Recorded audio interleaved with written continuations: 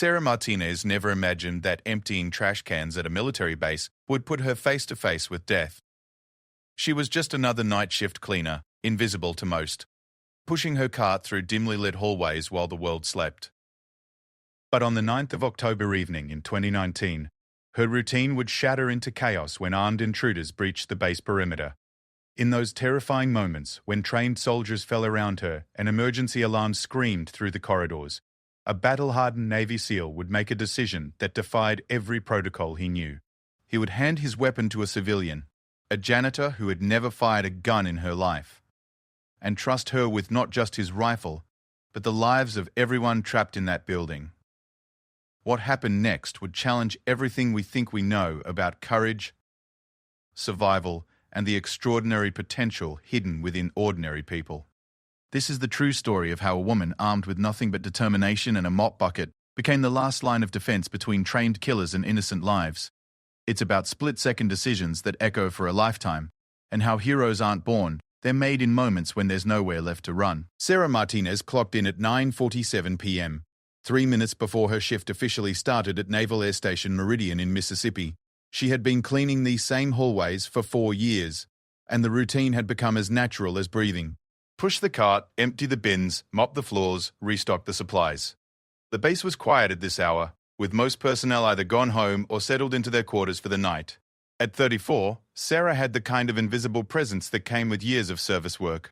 People looked through her rather than at her. Security guards nodded politely but never remembered her name. Officers discussed classified matters in front of her as if she were part of the furniture. She preferred it that way. The job paid well enough to support her 2 kids back home in Jackson, and the health benefits were better than anything she could find in the civilian world. Tonight felt different, though. There was an unusual tension in the air that she couldn't quite identify. The base had been conducting some kind of special training exercise all week, and there were more personnel around than usual. She had seen unfamiliar faces in combat gear, heard helicopters coming and going at odd hours, and noticed that certain sections of the base were off-limits even to cleaning staff. Sarah started her rounds in the administrative building, wheeling her cart through the maze of cubicles and offices. The fluorescent lights hummed overhead, casting everything in their harsh, sterile glow. She worked methodically, emptying waste baskets and wiping down surfaces. In the break room, she found evidence of a late working session. Empty coffee cups, sandwich wrappers, and papers scattered across a conference table. She began cleaning up, careful not to disturb what looked like important documents. As she worked, she thought about her daughter Emma's upcoming science fair project and her son Miguel's soccer tournament this weekend. Single motherhood wasn't easy, especially with a job that kept her away most evenings, but her mother helped with the kids, and Sarah was building towards something better. She had been taking online business courses, hoping to eventually start her own cleaning service. The first sign of trouble came at 11:23 p.m. Sarah was on the second floor of the main barracks building when she heard what sounded like firecrackers going off in the distance. She paused, listening, but the sound didn't repeat. Military bases were noisy places, training exercises, vehicle maintenance, all sorts of activities that could produce unusual sounds. She shrugged and continued working. 20 minutes later, she heard shouting from somewhere outside. This time she stopped completely, moving to a window to look out across the base. She could see figures running between buildings, but in the darkness and from this distance, it was impossible to tell if this was part of some training drill or something else entirely. Sarah had learned not to be curious about military activities. Her supervisor had made it clear during her first week that cleaning staff should focus on their work and avoid asking questions about what they saw or heard. But something about the urgency of those distant voices made her uneasy. She was debating whether to radio her supervisor when the lights went out. The sudden darkness was complete and disorienting. Sarah stood frozen in the hallway, her hand still gripping the handle of her cleaning cart. Emergency lighting should have kicked in immediately, but nothing happened. The building was silent except for the distant hum of generators and the sound of her own breathing. Then, she heard the first gunshot. This wasn't the distant pop she had dismissed earlier. This was close, sharp, and unmistakably hostile. It came from somewhere below her, followed immediately by shouting and the sound of running feet. Sarah's hand shook as she fumbled for her radio. The device crackled with static when she tried to call her supervisor, but no voice answered back. She tried the security desk next, then the main office, but got only silence in return. Another gunshot echoed through the building, closer this time. Sarah abandoned her cart and moved toward the stairwell, staying low and trying to make as little noise as possible.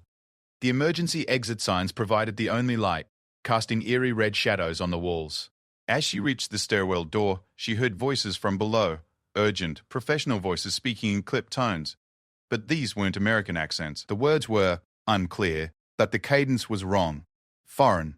Sarah pressed herself against the wall and listened. Footsteps were climbing the stairs toward her floor. Multiple sets of boots moving with military precision. Sarah looked around desperately for somewhere to hide. The hallway stretched in both directions, lined with office doors that she knew would be locked at this hour. Her only option was a supply closet about 20 feet away. She ran for it on silent feet, reaching the door just as the stairwell access opened behind her. The closet was cramped and dark, filled with cleaning supplies and office materials. Sarah pulled the door closed and crouched behind a shelf of paper towels, trying to control her breathing. Through the thin door, she could hear at least 3 people moving through the hallway. They spoke in hushed tones in what sounded like a Slavic language, checking doors and examining the abandoned cleaning cart. One of them said something that made the others laugh, a cold, professional sound that made Sarah's skin crawl. She pressed her ear to the door and heard them moving away, but knew they would be back. Whatever was happening, these weren't authorized personnel conducting a drill. This was real, and she was trapped in the middle of it. Sarah pulled out her cell phone, hoping to call for help, but found no signal. The base must have some kind of communication jamming in effect. She considered trying to escape through a window, but they were 2 stories up, and she had no way of knowing how many more intruders might be outside. The smart thing would be to stay hidden until help arrived. But as she sat in that dark closet, listening to the sounds of what was clearly an armed assault on the base, Sarah realized that help might not be coming anytime soon, and somewhere in this building there might be other people, soldiers, officers, or civilian workers like herself, who were in immediate danger. She thought about Emma and Miguel, sleeping safely at their grandmother's house, and knew she had to survive this. But she also thought about the oath she had taken when she started working on the base. Not an official military oath, but a personal promise to respect and protect the people who served their country. These were her co-workers, her extended family in a way. Sarah checked her watch, 11:52 p.m. She had been hiding for less than 10 minutes, but it felt like hours. She could hear more movement in the building now, both above and below her position. Whatever the intruders were after, they were conducting a systematic search. She made a decision that would change everything. Instead of staying hidden, she was going to try to help. She didn't know how yet, and she certainly wasn't trained for this kind of situation, but she couldn't just cower in a closet while people were in danger. Sarah quietly opened the supply closet door and peered out into the hallway. It was empty, but she could hear voices from the floor above. Moving as silently as possible, she made her way toward the opposite stairwell, hoping to find another way down to the first floor, where she might be able to get help, or at least raise an alarm. As she moved through the darkened building, Sarah Martinez had no idea that she was about to encounter Navy SEAL Chief Petty Officer Marcus Rodriguez, or that their chance meeting would thrust her into the most dangerous and important moments of her life. All she knew was that something terrible was happening, and she was no longer content to be just another invisible face in the crowd. Chief Petty Officer Marcus Rodriguez had been awake for 36 hours straight when the attack began. His SEAL team had just completed a grueling training exercise designed to test their response to unconventional warfare scenarios.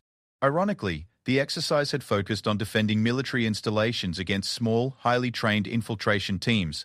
Exactly the kind of threat now moving through the base in reality. Marcus was in the operations center reviewing after-action reports when the power went out. Unlike Sarah, he immediately recognized the coordinated nature of what was happening. The simultaneous loss of power and communications, the precision timing, the professional execution. This wasn't random violence or terrorism. This was a military operation being conducted by people who understood how American bases functioned. As emergency protocols kicked in, Marcus gathered his gear and prepared to link up with base security. But the radio chatter he intercepted told him that the security response was already compromised. Multiple teams reported being pinned down or cut off. The attackers had clearly studied the base layout and anticipated defensive responses. Marcus made his way through the darkened corridors toward the main armory, hoping to link up with other defenders and organize a coordinated response. But as he moved through the administrative building, he heard something that made him pause, the soft sound of someone trying very hard to move quietly through the hallway above him. He pressed himself against a wall and listened. The footsteps were too light and irregular to be military personnel. but they weren't moving with the confident precision of the attackers either. Someone else was in this building, someone who was trying to avoid detection just as much as he was. Marcus climbed the stairs carefully, his rifle at the ready. He had learned to trust his instincts over years of combat operations, and something told him this wasn't an immediate threat. But in a situation like this, anyone could be dangerous, whether intentionally or not. He spotted Sarah at the end of the hallway, pressed against the wall near another stairwell door. She was clearly civilian. No uniform, no equipment, just someone in the wrong place at the worst possible time. But as Marcus watched her, he realized she wasn't panicking. She was moving with purpose, checking corners and listening for threats with an awareness that surprised him. Marcus made a quick decision. Rather than avoiding contact, he approached her position. Better to know who else was moving through the building than to let an unknown element complicate an already dangerous situation. "Ma'am," he whispered as he approached her position. "I'm Chief Rodriguez, U.S. Navy. Are you injured?" Sarah spun around, her eyes wide with fear and relief. "Thank God," she whispered back. "I thought everyone was dead or gone." "I'm Sarah Martinez, cleaning staff. What's happening?" Marcus quickly assessed the situation. Sarah was clearly terrified but functioning, and she might have information about the building layout or what she had observed. "The base is under attack by unknown hostiles. Do you know how many other civilian personnel are in this building?" "I don't know," Sarah replied. "My supervisor went home early and most of the offices were empty when I started my shift. But there might be people in the barracks or in the overnight duty sections." As they spoke in hushed tones, Marcus was evaluating options. His training told him to secure the civilian and find a safe place to leave her while he continued with his mission. But the radio traffic he was monitoring suggested that safe places were becoming increasingly rare. The attackers had split into teams and were systematically clearing buildings. "We need to move," Marcus said. "I'm going to try to reach the communication center and re-establish contact with base security. Can you tell me the fastest route?" Sarah nodded. "Through the maintenance corridors. I know every passage in these buildings." It was then that Marcus realized this civilian might be more than just someone to protect. She might be an asset.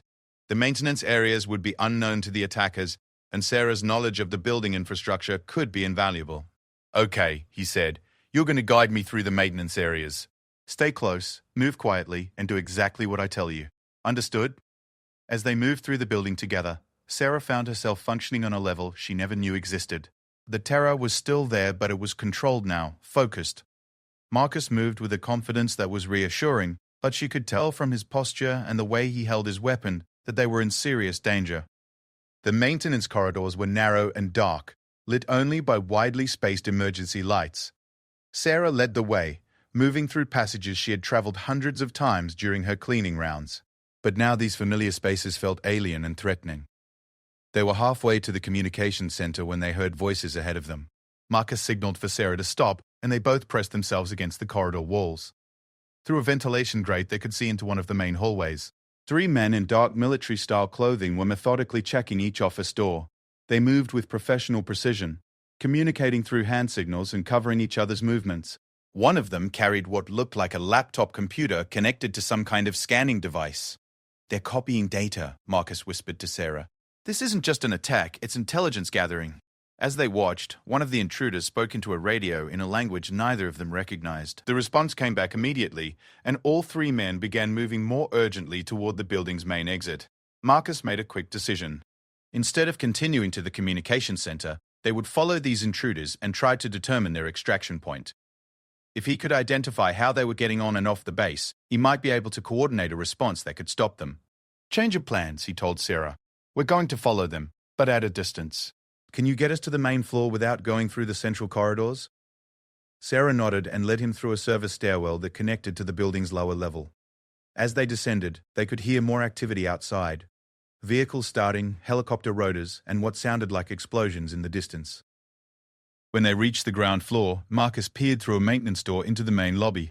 The intruders had already left the building, but through the windows he could see them moving toward the flight line where several helicopters were parked. They're not trying to hold the base, Marcus realized. This is a hit-and-run operation. They came for specific intelligence and they're preparing to extract. Sarah watched him process this information, seeing his mind work through tactical possibilities. "What do we do?" Marcus checked his radio again, but the jamming was still in effect. Without communication, he couldn't coordinate with other defenders or call in support. and time was running out. If the attackers reached their extraction point, they would disappear with whatever intelligence they had gathered. "We need to stop them," Marcus said, more to himself than to Sarah. "We?" Sarah looked at him in disbelief. "I'm a janitor. I don't know anything about fighting." Marcus looked at her seriously. "You know this base better than anyone. You've been moving through it unseen for years, and right now, you might be the only backup I have." As they prepared to leave the building, neither Marcus nor Sarah realized they were about to walk into a situation that would test every assumption they had about courage, capability, and what ordinary people could accomplish under extraordinary circumstances. The real crisis was still ahead of them, and it would require both of them to become something more than they had ever imagined possible. The attack on Naval Air Station Meridian was entering its critical phase, and two unlikely allies were about to discover that heroism doesn't come from training or equipment. It comes from the decision to act when action seems impossible. The flight line stretched before them like a moonlit battlefield. Sarah crouched beside Marcus behind a maintenance truck, her heart pounding so hard she was sure the attackers would hear it. Through the darkness, she could see at least 8 figures moving between the aircraft, working with systematic efficiency that spoke of extensive planning and rehearsal. "They've compromised more than I thought," Marcus whispered, studying the scene through his rifle scope. "Those are our helicopters they're prepping for extraction. Someone gave them detailed information about our flight operations." Sarah watched the intruders split into teams. Some were loading equipment and what appeared to be stolen data drives into 2 Black Hawk helicopters, while others maintained a defensive perimeter. The precision of their movements was terrifying. These weren't desperate terrorists or random criminals. They were professionals executing a carefully planned operation. "How do we stop them?" Sarah asked, surprised by the steadiness in her own voice. Marcus was quiet for a long moment, calculating odds and options. His training had prepared him for many scenarios, but not for conducting a solo operation against a superior force while protecting a civilian. The smart tactical decision would be to observe and report, assuming communications could eventually be re-established. But every minute that passed increased the likelihood that these intruders would escape with critical intelligence. "We can't stop them directly," Marcus admitted. "Not with the numbers they have, but we might be able to disrupt their extraction." He pointed toward a fuel depot about 200 yards from their current position. "If we can create a distraction, something that forces them to investigate or reposition, it might buy time for base security to respond." Sarah looked at the distance they would have to cover, most of it across open ground with minimal cover. "That's a lot of space to cross without being seen." "You're right," Marcus said. "And that's why we're not going together." He turned to face her directly, his expression serious. "I need you to circle around through the maintenance areas you know, and approach the fuel depot from the south side. There's a service road that should give you cover most of the way. I'll move directly toward their position and try to draw their attention." Sarah stared at him in disbelief. "You want me to go alone?" "I told you I'm not military. I don't know how to do any of this."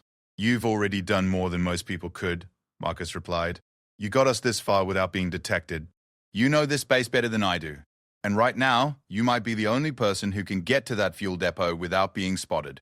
The weight of what he was asking settled over Sarah like a physical presence.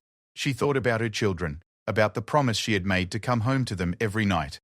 But she also thought about the conversations she had overheard in the hallways over the years. Young soldiers talking about their families, their fears, their hopes for the future. How many of those people were trapped somewhere on this base right now? "What am I supposed to do when I get there?" she asked. Marcus handed her a small device that looked like a radio with wires attached. "This is a demolition charge. Small, but enough to rupture fuel lines and create a significant fire. The controls are simple. Just flip this switch and you have 30 seconds to get clear." Sarah took the device with trembling hands. 30 seconds? The explosion won't hurt you if you're behind cover and at least 50 yards away.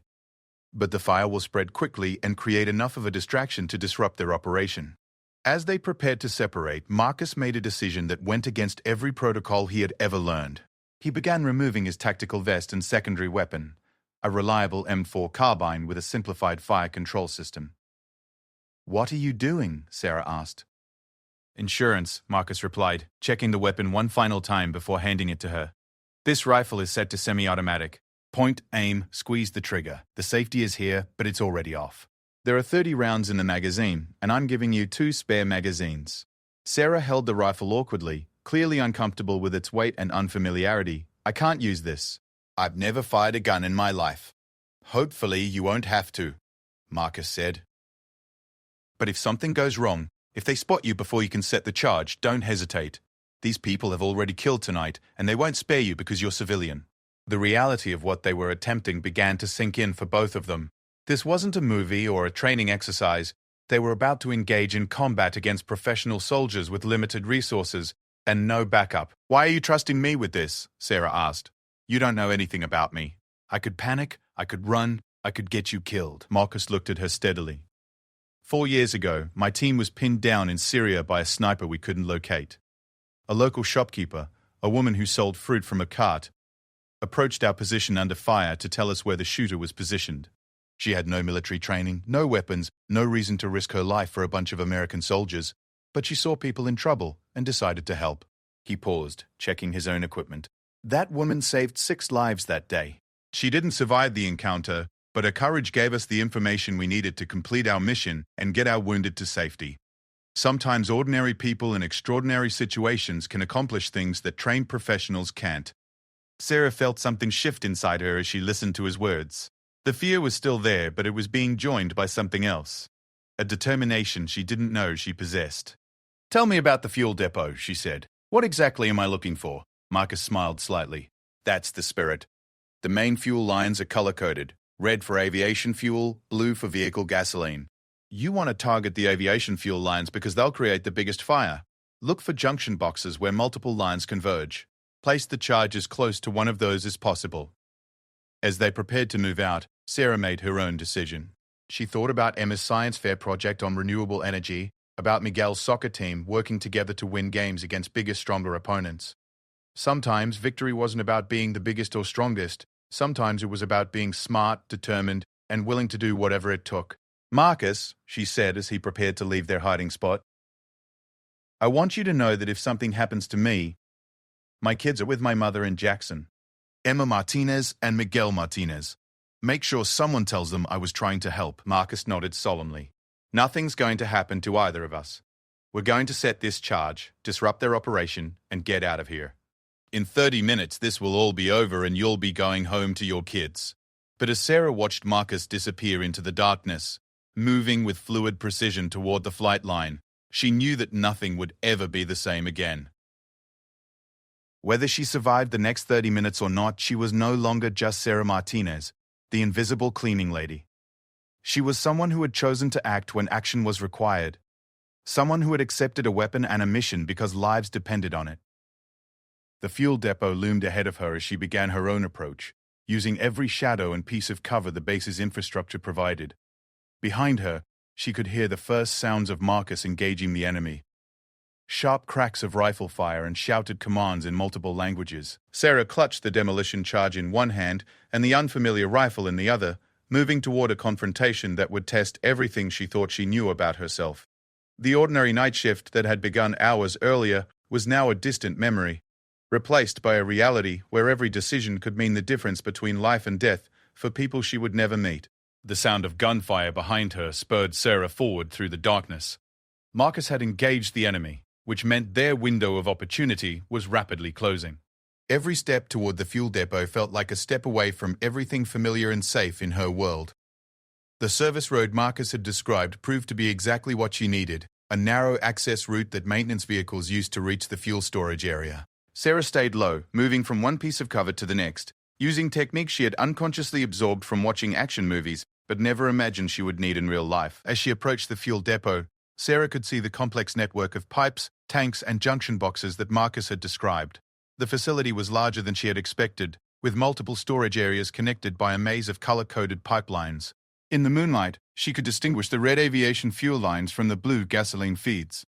The gunfire behind her was intensifying. Through the darkness, she could see muzzle flashes and hear the distinctive crack of Marcus's rifle answered by the heavier reports of automatic weapons.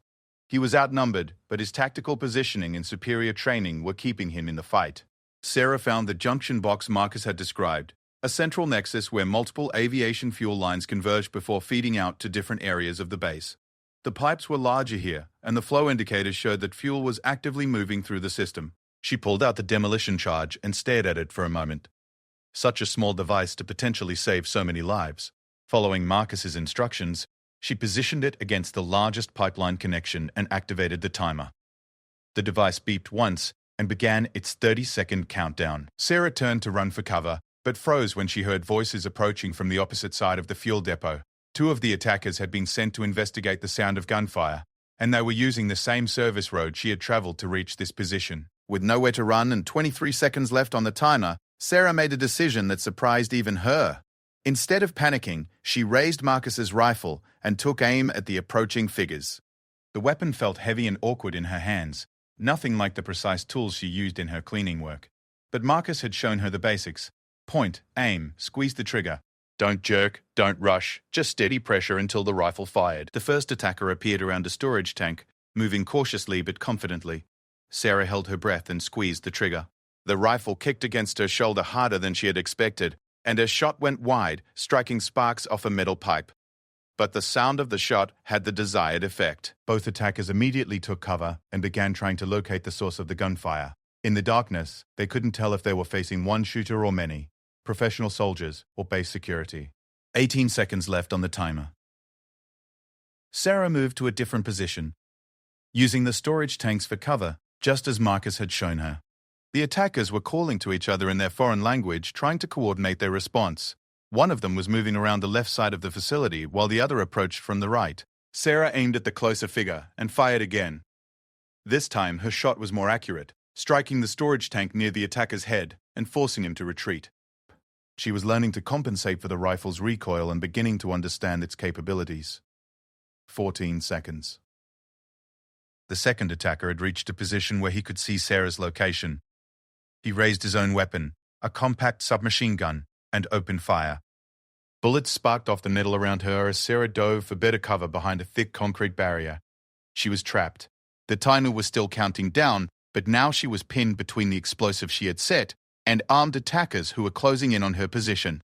9 seconds. Sarah made another decision that defied her own expectations. Instead of cowering behind cover, she leaned around the barrier and fired 3 quick shots at the nearest attacker. Her third shot found its mark, and the man stumbled backward, his weapon firing harmlessly into the air as he fell. 6 seconds. The remaining attacker, seeing his partner fall, began advancing more aggressively. Sarah could hear his footsteps moving around her position, trying to flank her. She had maybe 2 seconds before he would have a clear shot at her exposed position. 3 seconds. Sarah ran. She sprinted away from the junction box as fast as her legs would carry her, leaving cover and making herself visible to the remaining attacker. She heard him shout and felt the supersonic crack of bullets passing close to her head. 1 second. The explosion was bigger than Marcus had described.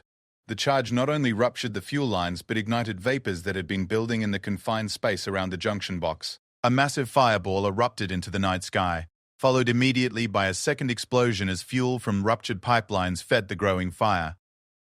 Sarah was thrown forward by the blast, landing hard on the tarmac 50 yards from the explosion site. Her ears were ringing and her vision was blurred, but she was alive. Behind her, the fuel depot was becoming an inferno that lit up the entire flight line. The remaining attacker had been much closer to the explosion than Sarah, and when she looked back, she could see his motionless form silhouetted against the flames. Sarah struggled to her feet, still holding Marcus's rifle, and began moving toward the sound of continuing gunfire. The fuel depot fire was already having the effect Marcus had predicted. She could see figures running toward the flames from the flight line, their carefully planned extraction now disrupted by the need to respond to this new threat. As she approached the flight line, Sarah could see that the tactical situation had changed dramatically. The massive fire provided both illumination and confusion, allowing Marcus to move to a better defensive position while forcing the attackers to split their attention between their original mission and this new emergency. But Sarah could also see that Marcus was wounded. His movement was slower, more labored, and he had taken cover behind a fuel truck that would provide only temporary protection. The attackers were regrouping, and it was clear they intended to finish him off before dealing with the fire. Sarah found herself at another impossible decision point. The smart thing would be to retreat, to find somewhere safe to wait for help to arrive. She had already done more than anyone could expect from a civilian. But as she watched the attackers converging on Marcus's position, Sarah realized that her night of impossible choices wasn't over yet. She still had ammunition in the rifle, she still had the element of surprise, and Marcus had trusted her with his weapon for a reason. The cleaning lady who had clocked in for a routine night shift was gone forever. In her place was someone who had discovered that heroism wasn't about training or preparation. It was about making the choice to act when someone else's life depended on your courage. Sarah checked the rifle one more time, took a deep breath, and began moving toward the sound of gunfire. The most dangerous part of the night was still ahead of her, and everything would depend on what an ordinary woman could accomplish with an extraordinary determination to protect the people who had become her unlikely family. The fire Sarah had started was visible for miles, casting dancing shadows across the flight line and turning the night into something between a nightmare and a battlefield movie. But it had also accomplished exactly what Marcus had hoped. The attacker's carefully orchestrated extraction was falling apart. Sarah approached the tactical situation with the same methodical thinking she applied to cleaning a building. She identified her advantages: surprise, elevation from a nearby maintenance platform, and the chaos caused by the fire. She also acknowledged her disadvantages: limited ammunition, no military training, and opponents who were far more experienced in combat than she was. Marcus was pinned behind a fuel truck about 100 yards from her position. She could see at least 4 attackers moving to surround him, while 2 others were attempting to restart their helicopter extraction despite the fire and confusion. In the distance, she could finally hear the sound of approaching sirens. Base security was responding, but they might arrive too late. Sarah climbed onto the maintenance platform Marcus had pointed out earlier, giving her a better view of the tactical situation. From this elevated position, she could see the entire flight line and the positions of all the combatants. She took careful aim at the attacker closest to Marcus's position. This time she remembered everything Marcus had taught her in their brief lesson. Breathe, aim, squeeze slowly. The rifle cracked, and the attacker stumbled and fell. Her shot hadn't killed him, but it had wounded him badly enough to remove him from the fight. The remaining attackers immediately began searching for the source of this new threat. Sarah had given away her position with the muzzle flash, but she had also bought Marcus the opportunity he needed to move to better cover. As the attackers tried to locate her, Sarah moved to the opposite end of the platform and took aim at a second target. This time her shot was more accurate, and another of Marcus's pursuers went down permanently. But now the remaining attackers had identified her position. An automatic weapons fire began raking the maintenance platform. Sarah dove for cover as bullets sparked off metal walkways and shattered the glass windows of nearby buildings. "Sarah," Marcus's voice carried across the flight line. "Stay down. I'm moving to support you." But Sarah could see that Marcus was more badly wounded than she had realized. He was moving, but slowly, and blood was visible on his uniform even from her distant position. If she waited for him to reach her position, the remaining attackers would have time to coordinate their response and potentially eliminate both of them. Instead, Sarah made a decision that would have seemed impossible to her just hours earlier. She was going to take the initiative. Using the maintenance platform's connecting walkways, she began moving toward the attacker's position while they were focused on Marcus. It was a dangerous gambit that put her directly in the path of enemy fire, but it also meant she could approach them from an unexpected angle. As she moved across the elevated walkways, Sarah caught sight of something that made her blood run cold. One of the helicopters was starting up, its rotors beginning to spin. If the attackers reached that aircraft, they would escape with whatever intelligence they had gathered, and all of tonight's sacrifice would be meaningless. Sarah reached a position directly above the 2 remaining ground-level attackers. They were focused on Marcus's last known position, and hadn't yet realized she had moved. From 15 feet above them, she had a clear shot at both targets. She fired twice in rapid succession. Her first shot missed, but the second found its mark. One attacker went down immediately, while the second began firing wildly upward, trying to hit a target he couldn't clearly see in the darkness. Marcus, seeing his opportunity, moved from cover and engaged the remaining ground-level threat. His shot was precise and professional, ending the immediate combat phase of the encounter, but the helicopter was still spinning up and Sarah could see figures moving around it in the distance. The intelligence extraction was still proceeding, even though the covering force had been eliminated. "The helicopter!" Sarah shouted to Marcus. "They're still trying to escape!" Marcus looked toward the flight line and saw what she was seeing. The helicopter would be airborne within minutes, and once it was in the air, there would be no way to stop it from leaving the base with whatever data it had collected. "I can't reach it in time," Marcus called back. "Too far, and I'm losing too much blood." Sarah looked at the distance between her current position and the helicopter.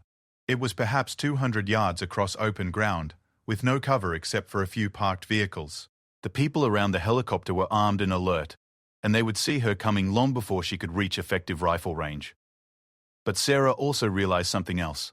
The maintenance walkways she was on connected to an overhead crane system that ran the entire length of the flight line. If she could reach the crane controls, she might be able to get close enough to the helicopter to prevent its takeoff. "Marcus!" she shouted. "Cover me for 60 seconds!" Without waiting for a response, Sarah began running along the walkway toward the crane control station. Behind her, Marcus understood her plan and began firing at the helicopter crew to keep them focused on ground-level threats rather than looking up. The crane control station was a simple mechanical system designed for loading cargo onto aircraft. Sarah had seen similar systems during her cleaning rounds, and the controls were intuitive enough for someone familiar with basic machinery. She activated the crane and began moving it toward the helicopter's position. The operators around the aircraft were so focused on their takeoff preparations and Marcus's harassing fire that they didn't immediately notice the crane moving overhead. When the crane reached a position directly above the helicopter, Sarah made her final impossible decision of the night. She activated the crane's cargo release mechanism, dropping a 2-ton shipping container directly onto the helicopter's main rotor assembly. The impact was devastating. The helicopter's rotors disintegrated on contact with the falling container, sending metal fragments across the flight line and permanently disabling the aircraft. The crew around the helicopter dove for cover, their extraction plan completely destroyed. At that moment, the cavalry finally arrived. Base security vehicles swept onto the flight line, with searchlights blazing, having finally overcome the communication jamming that had delayed their response. The remaining attackers, seeing their situation was hopeless, attempted to surrender. Sarah climbed down from the crane station on shaking legs, suddenly aware that the adrenaline that had carried her through the past hour was beginning to fade. Marcus approached her position, still bleeding but moving under his own power. "That was either the bravest thing I've ever seen," he told her, "or the craziest." Probably both. Sarah looked around at the chaos they had created. Burning fuel depot, disabled helicopter, scattered equipment, and emergency vehicles converging from all directions. Did we stop them? Did they get whatever they came for? Marcus smiled grimly. Look around. Their extraction failed, their covering forces eliminated, and base security has rounded up the survivors. Whatever intelligence they gathered is still here, and now we'll have prisoners who can tell us who sent them and what they were after. As the immediate danger passed, Sarah finally allowed herself to think about what she had done. In the space of a few hours, she had gone from invisible cleaning lady to combat veteran. She had fired a weapon in anger, set off explosives, and personally prevented an enemy intelligence operation from succeeding. But more than that, she had discovered something about herself that would change her forever. When people needed help, when lives were at stake, when someone had to act, she was capable of far more than she had ever imagined. 3 weeks later, Sarah Martinez received a commendation from the Secretary of the Navy and a job offer from the Department of Defense's Civilian Security Division. The commendation praised her exceptional courage under fire and innovative tactical thinking that prevented a serious intelligence breach. But the moment she treasured most came when Marcus, recovered from his wounds and back on active duty, visited her at home in Jackson. He met Emma and Miguel and told them stories about their mother's heroism that made them look at her with new eyes. "Your mum saved my life," he told the children. "And probably a lot of other lives too. She's a real hero." Emma, working on her science fair project about renewable energy, looked up from her display board. "Mom always said that ordinary people can do extraordinary things if they just decide to try." Sarah smiled, remembering a night when she had to make a series of impossible choices and discovered that courage wasn't something you were born with. It was something you chose when choosing was the only option left. The woman who had clocked in for a routine cleaning shift would never be invisible again. She had learned that heroism doesn't come from training or equipment or special abilities. It comes from the simple decision to help when help is needed, to stand up when others can't, and to keep moving forward when everything seems impossible. Sometimes the most extraordinary transformations begin with the most ordinary moments: a night shift, a power outage, and the sound of someone in trouble who needs help. In Sarah's case, that ordinary moment had revealed a hero who had been waiting inside her all along, ready to emerge when the world needed her most.